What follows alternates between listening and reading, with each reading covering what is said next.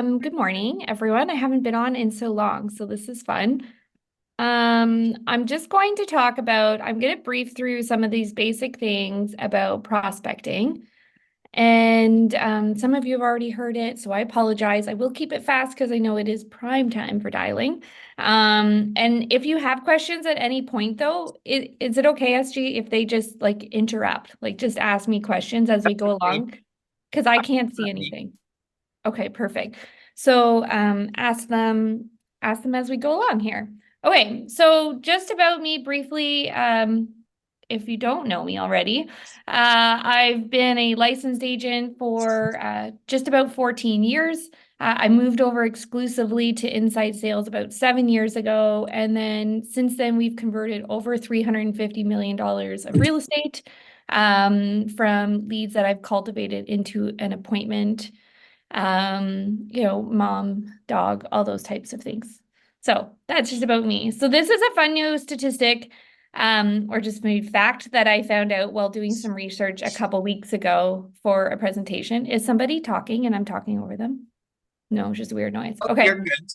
Okay, so it's just background noise. Is that telephone prospecting is actually the second most effective way to generate leads, falling behind on the center of influence, which is obviously super important. If you're an established agent and you already have a sphere that you're working with, maybe you're comfortable with where you are and you don't want to grow, that would be sad. But maybe 50 or $100,000 a year would dramatically change your family's life or set you up to do some different things. In which case, going onto the telephone is easy. If you've seen some of my things, I talk all the time about prospecting and including it in your lifestyle rather than just strapping yourself to a desk. If you're new or just getting started or do want to grow your business, then what's amazing about telephone prospecting is that there's little to no barriers to get started. Fees are super reasonable, if not next to nothing, and scalable. Like it's really just a matter of how much you put in is going to translate into how much you get out of it. So in a world of technology and AI and all those types of things, it is refreshing to know there still is things like the harder you work, the more money you make, for us who are a little maybe more old-fashioned with things. So that's what I really love about it. And so I'm going to talk about a few different ways that you can get into telephone prospecting here. And again, if you have questions, just shout them out. I see something in the chat box, but I don't have a good enough attention span It to try. doesn't be, it's just the AI. It's all good. Oh, You're oh, good to see, the go. AI is defending himself probably, being like, no, just use me. Um, okay, so who to call? So when I first got into, actually, when I first got into real estate, I did an amazing course with Rob Vivian. And then also when I originally switched over into inside sales, this is what I did, which was just listed, just sold, and then occasionally the buyer's looking, which is it's pretty much the same thing. All of those would be in that circle prospecting, calling around phone numbers.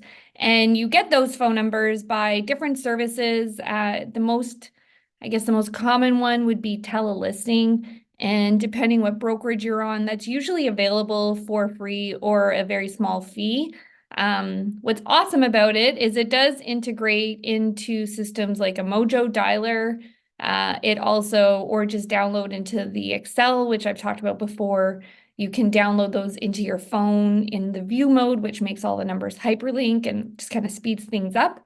And then you can enter all your information and notes right into it. So you can use it almost like a CRM to keep everything organized. So, maybe you call the guy on Brock Street, and then 2 years later, you're circling around, which you shouldn't wait 2 years, but if you're circling around again, and then you can see his notes last time, like whatever it was, he's a real estate agent, things like that. So it does allow you some sort of organization, which is super important because you do want to be strategic.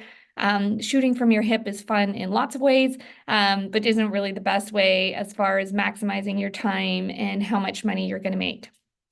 So telelisting, you could skip and go to the other side, and a lot of dialing softwares like Mojo will also have a circle prospect option. You just have to pay a little bit more for it, but it's already there, integrated and easy to organize. If you are, I can't really see who's on right now. If you're with EXP, I know that's one of the brokerages that has the telelisting for free. You just take a quick do not contact course. It's just so we're all doing the right things, not making bad decisions. And then once you've done that, you'll get access to it. So anyways, that's just listed, just sold, buyers looking. We have, pretty great scripts for it. If you look online, you can find some too. It's just a matter of actually using them and really just doing the work. So those are awesome. You can get started as soon as this meeting is done and calling around. It doesn't need to be your listing. It could be your team's listing. It could be your brokerage listing, or honestly, it could be the Toronto Real Estate Board or whichever real estate board you're on. And the script is still, we just listed your neighbor's house. Do you have any friends or family looking to move into the area? And then going through it that way. Nothing really changes if it was you or the real estate board. And so again, you can get started with those. Online leads, those are obviously now our bread and butter. They're amazing. They have, there's like a little more, there's a little or a lot of money to get started with them. If you want to go hardcore into a platform such as, Commissions Inc., Agent Locator, YLOBO, that's a pretty substantial investment. The return is there. The average is a 12 to 1. So every $1,000 you're investing into one of those types of programs, you should translate into $12,000 commissions. I don't know what your financial advisor does for you, but he doesn't give me those types of returns. So that wins. That's a really great way to do it. There's also inexpensive ways with Facebook Marketplace. And then again, CRMs like a KV Core, things like that, that allow you to buy or, buy as much as you want. Maybe I want to invest $50 this month or $500 this month. Those are good options. And lots of people are going to tell you that online leads suck, and it's them. They suck. That's what it is. They're just not doing the steps involved. Like, yes, you don't always pick up the phone, call them, and they answer right away because they've registered and they're like, oh, thank goodness you called. I was just about to buy a $6 million house and I didn't have any representation. Like, if you're looking for that, it can happen. We have a niece on the team who pretty much did essentially that. With some other skills and stuff. But so those do happen, but the reality is they require effort. 96% of the people are going to end up looking online. So people are there, they're active. More than half are going to work with the first agent that they talk to. So it's just a matter of always being that person, the first one that they talk to, and like nurturing them, because it's an 18-month process is usually the timeline from when they originally register online to when they're ready to buy. So there's a mixed feeling. But again, there's various options depending on what you're looking at as far as your career and investment. So this other one, I'm talking really fast, so I apologize.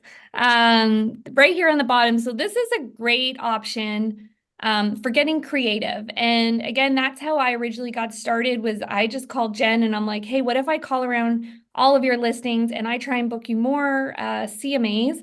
And if you sell them, then that's great. Give me a referral. And if you don't, then you don't.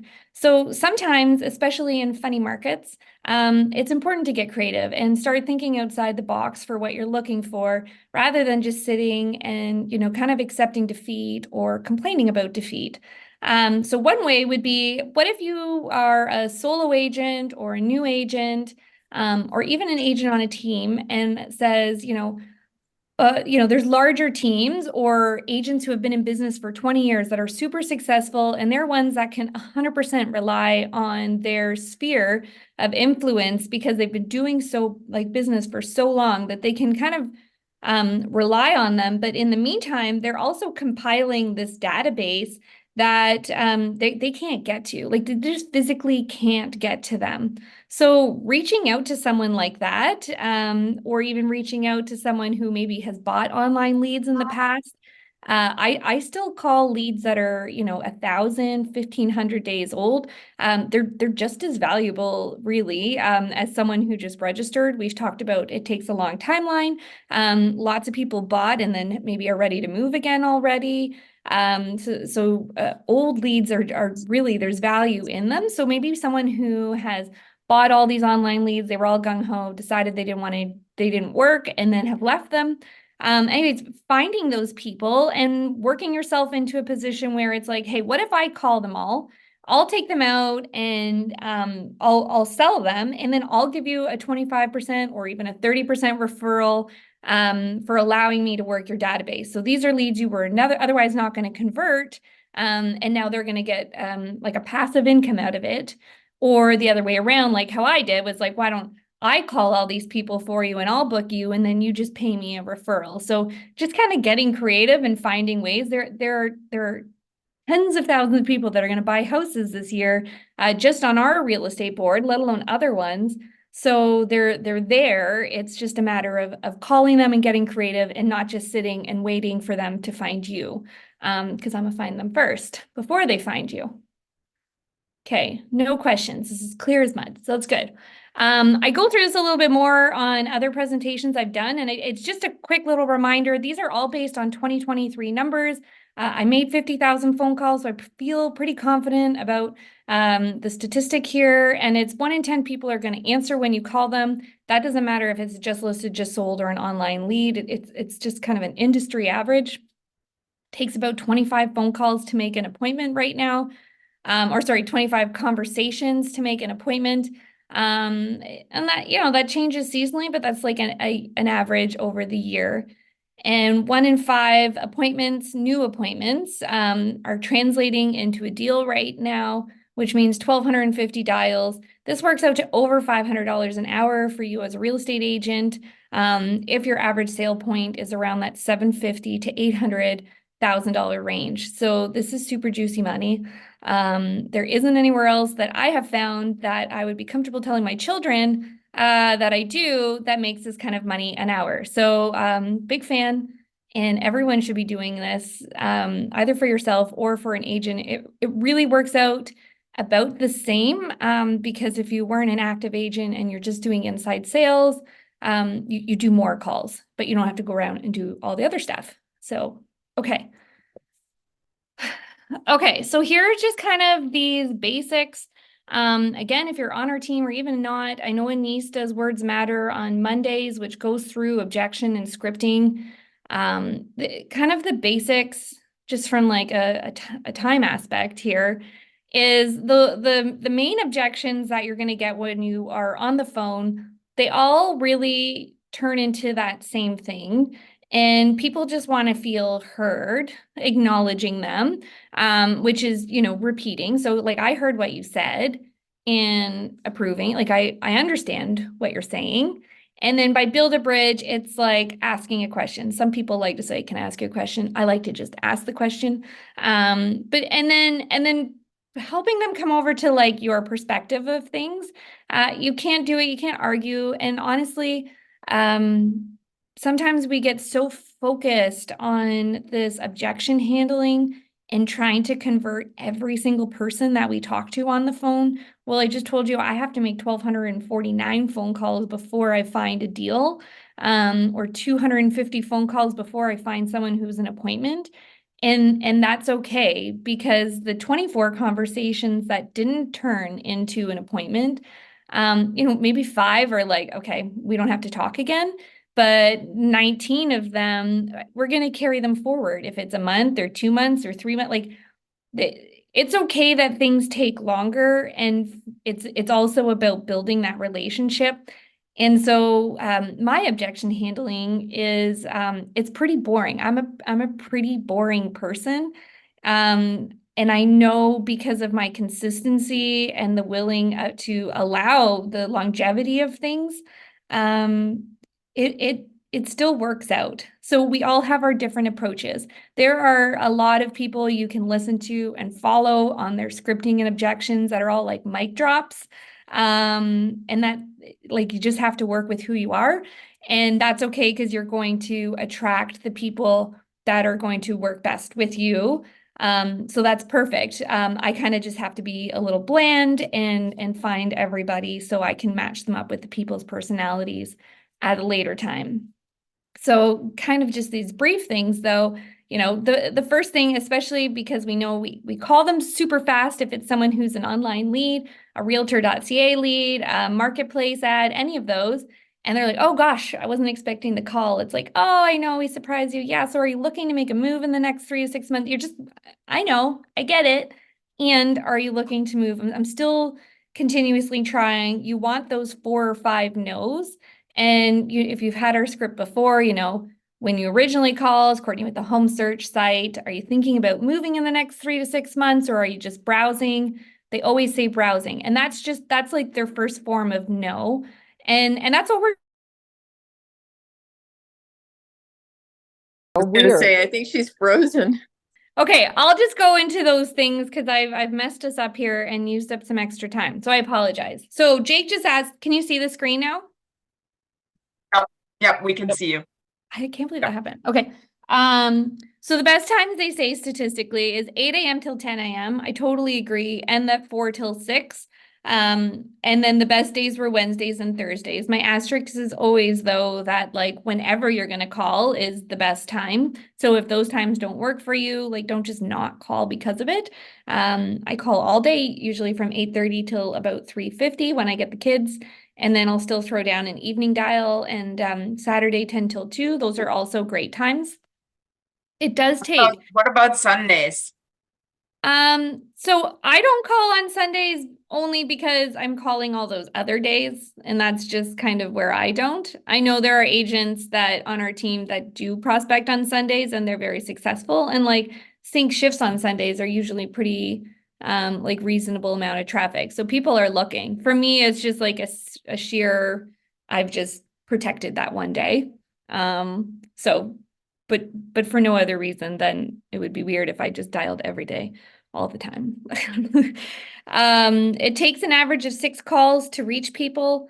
And the stat though is like 92% of agents give up after by like the 4th call. So that's where I think people have this phone calls don't work or online leads don't work. It's just they're giving up a little bit too soon.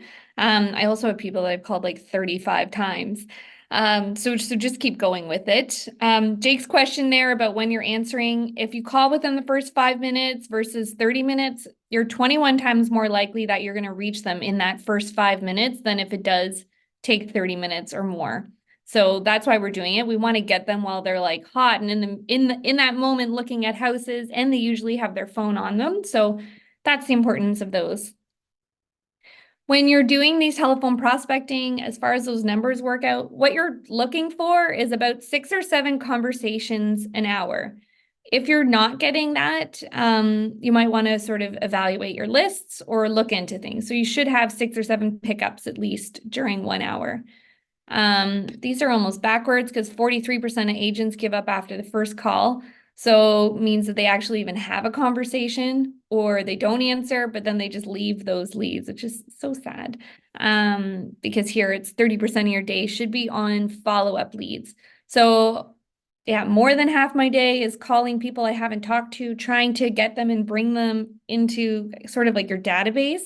And then 30% of that day is, that's where you're, stuck and sitting on your computer because you want to have your notes. These are leads that you're nurturing short-term, long-term. So that's kind of how your day. And then the success rate, which sounds super sad. And again, it's just 1 in 3% work out. It just means you need to have 100 of those conversations to get a deal. So that's okay. You just have to do more of it. So again, I always talk about doing prospecting on the go. And that's because we have those scripts memorized. We have our lists that are downloadable.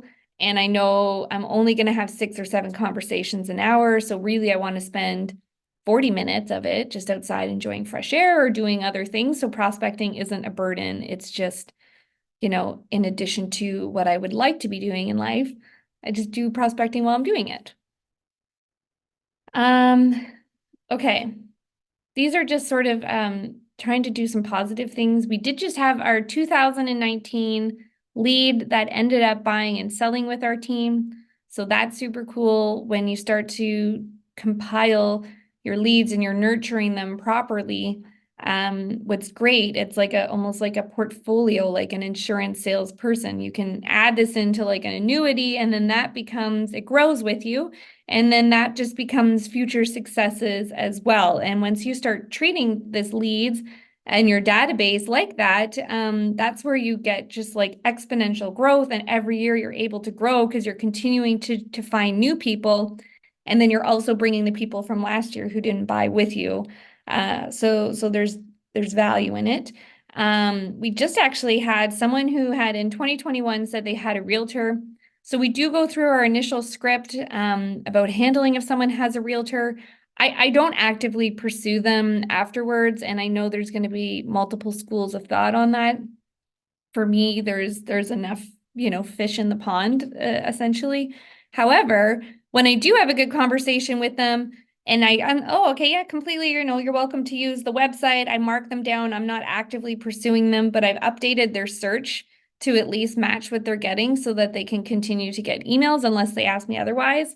So then someone had just reached out maybe 3 or 4 weeks ago, and we booked them into an appointment because they're not working with that realtor anymore. They're like, oh yeah, no, we haven't talked to him in a year. They aren't nurturing the way our leads prospects. So again, I never picked up the phone or actively tried to get them, and now they've circled back because we've continued to send them those properties.